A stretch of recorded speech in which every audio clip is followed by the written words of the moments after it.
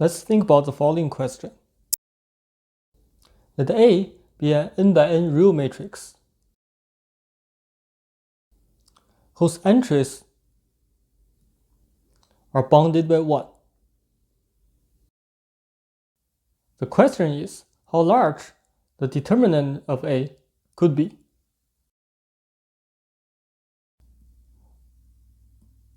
This is the famous Hadamard's determinant problem.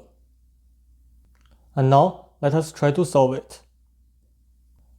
The first observation is that we can reduce this problem to the case when aij's take the values just plus minus 1.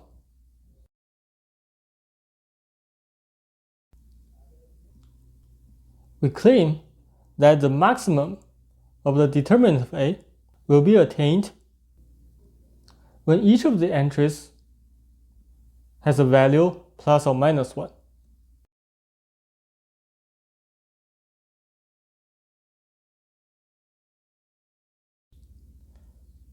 To verify this claim, we first observe that the determinant of A is a continuous function of its n square many variables.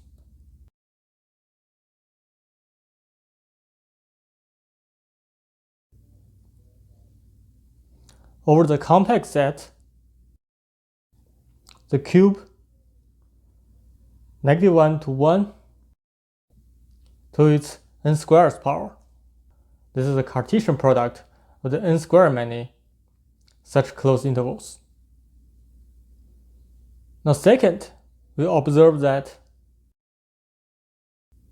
for any pair ij from 1 to n, if we fix all the other entries a sub kl with kl not equal to ij, fix them as constants,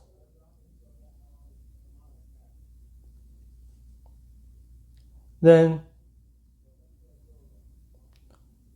the determinant of A can be written as some constant lambda times a sub ij plus mu.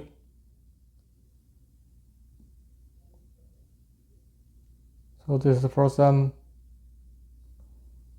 real constants lambda mu in R. If you can't see this immediately, just recall the basic properties of the determinant. What we are doing here is that we are expanding the determinant of A along the row or the column containing this a sub ij. And you can immediately see from the property of the determinants that the determinant will take this form. So this determinant of A is a affine linear in a sub ij if you fix other entries. Okay, now what does this tell us? This tells us that in this case, the maximum of the determinant of A is either negative lambda plus mu or lambda plus mu.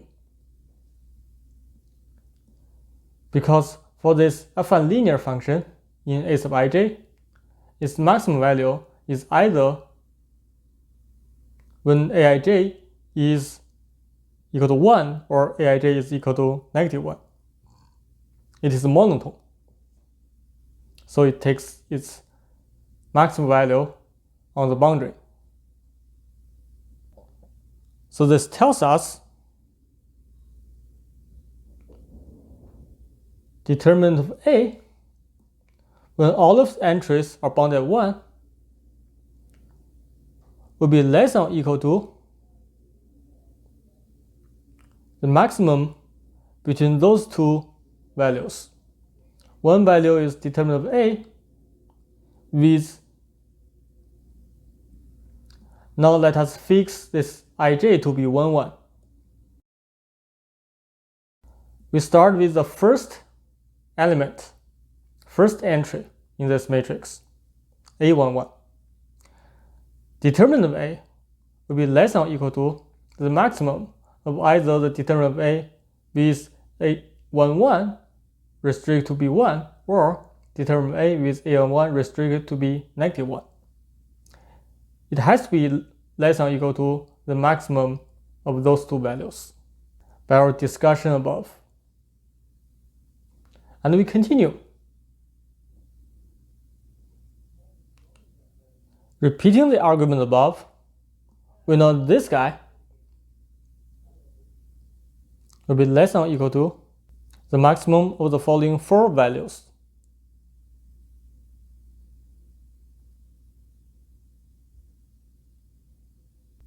First, after fixing A11 to be 1, you consider the next element A12 and restrict that to be positive 1. And then you consider a case when A11 is 1, but A12 is -1.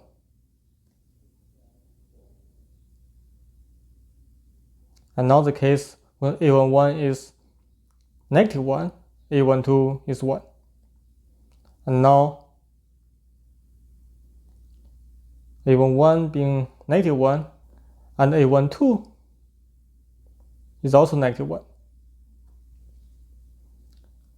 Those 4 values. From our argument above, you know this guy must be less than or equal to the maximum of those 2. And this guy must be less than or equal to the maximum of those 2. So to summarize, the maximum of these 2 guys will be less than or equal to the maximum of those 4 guys. I hope this is clear. And you continue all the way to the last element. So repeat this procedure for n squared times.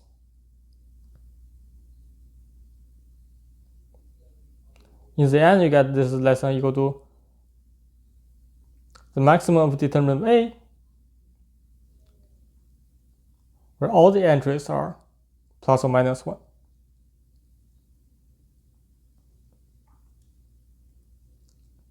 You know that determinant of A will be always less than or equal to the maximum of those, how many? There should be 2 raised to the power n squared many choices.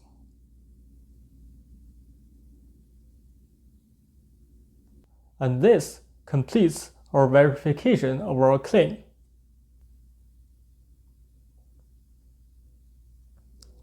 Hence, in the search for the largest determinant, we may assume that all the entries of A are plus minus 1. Using mathematical notations, what we have done so far is we have shown that the maximum of the determinant of A over the pool where each entry is bounded at 1 is equal to the maximum of the determinant of A over the pool where each entry has absolute value equal to 1, namely each entry is plus or minus 1. Okay, now the question is, how do we find this value? To find this maximum, we're going to use the following trick. Instead of considering the determinant of A, we're going to consider the determinant of the following matrix. The determinant of B, where this B is A transpose times A. And you see immediately the determinant of B is equal to the determinant of A squared. because the determinant of the product of two matrices is the product of the determinants. And A transpose and A have the same determinant. Okay, so this is very close to what we need. But there's a small issue. The small issue is that the determinant of A may take negative value, and when you take the square, it becomes positive. So you get a positive determinant here, but the determinant of A may be negative. That goes against the maximality. Because you know the maximum value of A should always be a non-negative number, since the determinant of A can always take 0 value. You just take all of the entries of A to be 1. And when A is at least 2 by 2, that gives you 0 determinant because of the linear dependence. But that issue can be easily fixed, since once we find max of the determinant of B, then max of determinant of A has to be the square root of the maximum of determinant of B.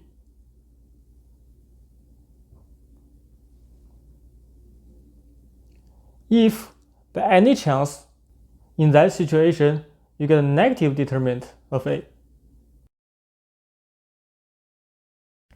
if this happens, we just flip the signs of the first row or column of the matrix A.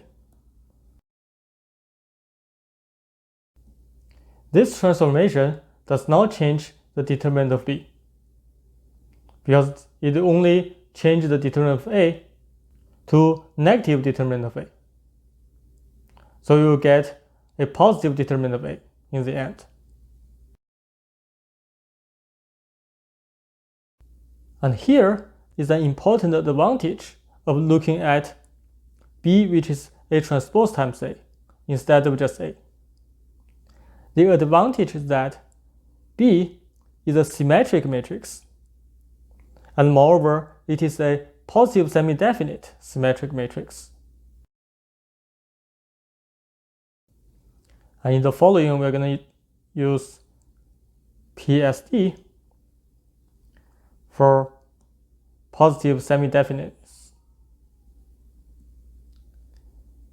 The good thing about B being symmetric is that we can use the spectral theorem for symmetric matrices. We know a real symmetric matrix always have n real eigenvalues. And because B is also positive semi-definite, those eigenvalues are non-negative. At the same time, you know the determinant of B is equal to the product of its eigenvalues. Now we let lambda 1 through lambda n be the n eigenvalues of B. Then each lambda sub I is greater or equal to 0, and that B is equal to the product of them. So now the question is, how do we optimize this product?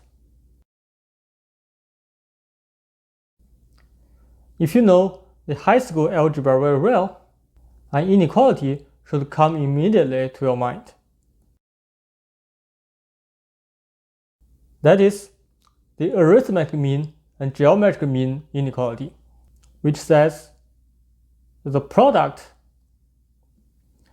of lambda 1 through lambda n is always less than or equal to the mean of those n values raised to power n. if you take the nth root on the left, that nth root is the so-called geometric mean. So here it is arithmetic mean, geometric mean inequality. Also noticing that lambda I here are always non-negative. And also recall that this inequality becomes an equality even only if lambda 1 through lambda n are equal. Okay, now let's go back to our problem. We want to optimize this. This product is the determinant of B. So left-hand side here corresponds to the determinant of B. But what is the right-hand side? Recall from the linear algebra, you know, the sum of eigenvalues corresponds to the trace of the matrix B. So this guy is the determinant of B, and this guy is a trace of B. So now let us write down what the trace of B is in terms of the matrix A. So trace of B, the trace of A transpose times A, which now you write this A as blocks, where each block is a column. So this is what you get.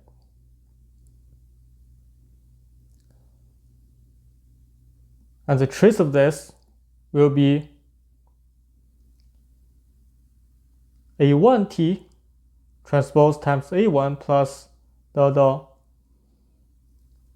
ANT times A. Each A sub I is a column vector.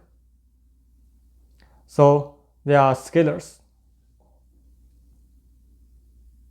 I hope it is easy for you to see that they are equal. Okay, now, what is this value?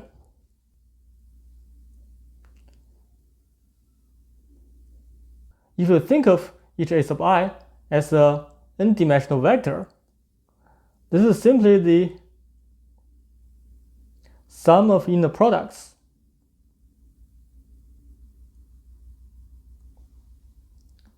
But you know that each A sub I has entries plus or minus 1. So each term here will have value n. So this will be the sum of n many n's. There are n terms. So this value is n squared. So now let us plug this back to here and see what we get. What we have shown so far is that B, which is the product of lambda 1 through lambda n, by the AMGM inequality, this is less than or equal to the sum of them divided by n raised to the power n, which is a trace of B divided by n raised to the power n.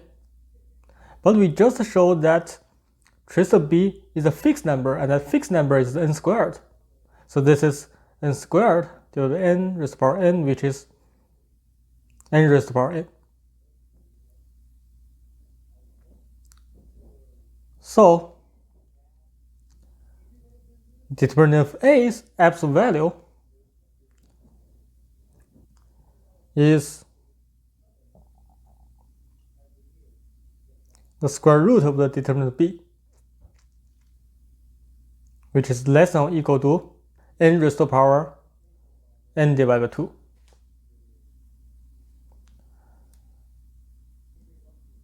And by our discussion in here, in case that determinant of A is negative, we can flip the signs of the first row of A. So it follows that the max of determinant A is less than or equal to n raised to the power n divided by 2.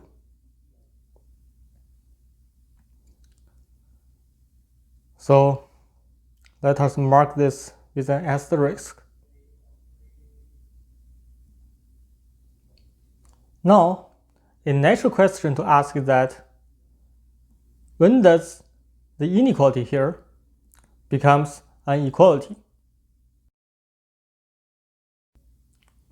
But the proof above, we know that the only place where we had inequality is here, where we applied the arithmetic mean, geometric mean inequality.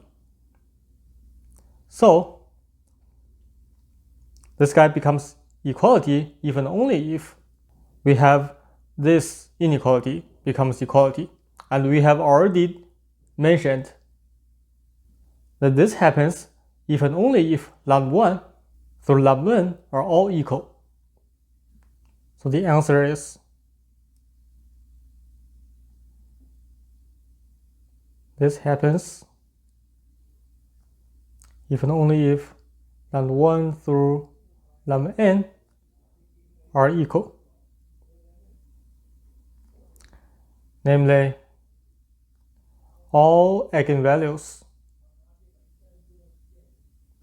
of B, remember B is ATA, are equal.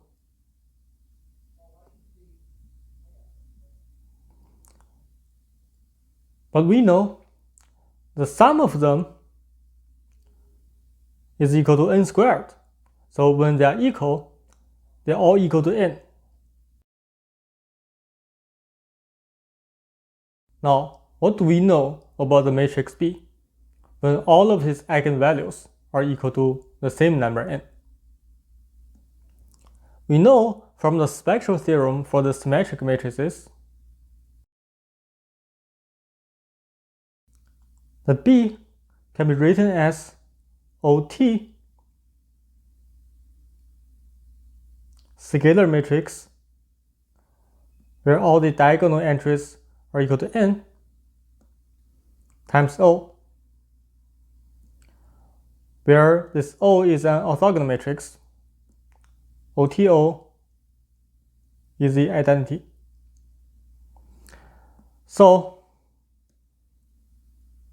we get immediately that this B is simply the scalar matrix n times I.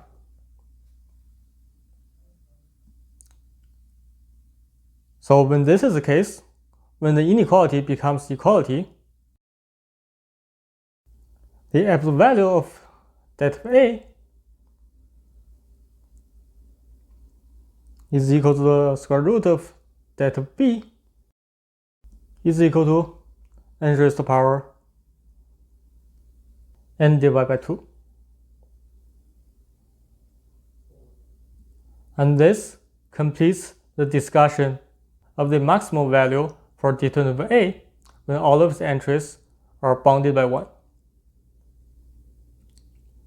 We have this inequality, and we know the maximum case happens is when ATA, denoted B, is a scalar matrix n times I.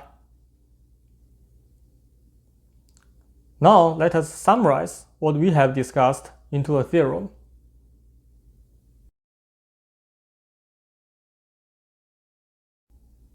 Theorem. For any real n by n matrix, A with entries bounded by 1, the absolute value of the determinant of A is less than or equal to n raised to the power n divided by 2. And the equality is attained if and only if A, all the entries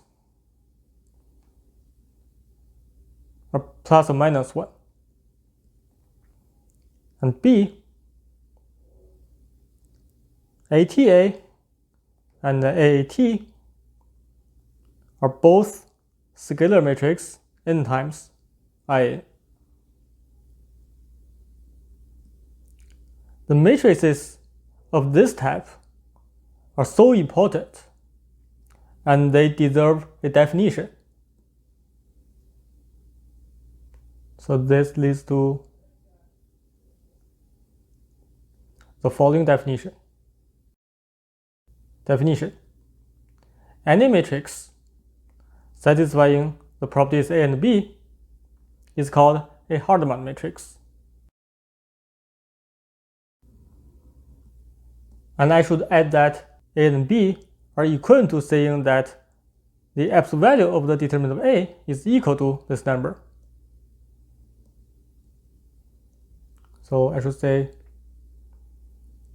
or equivalently,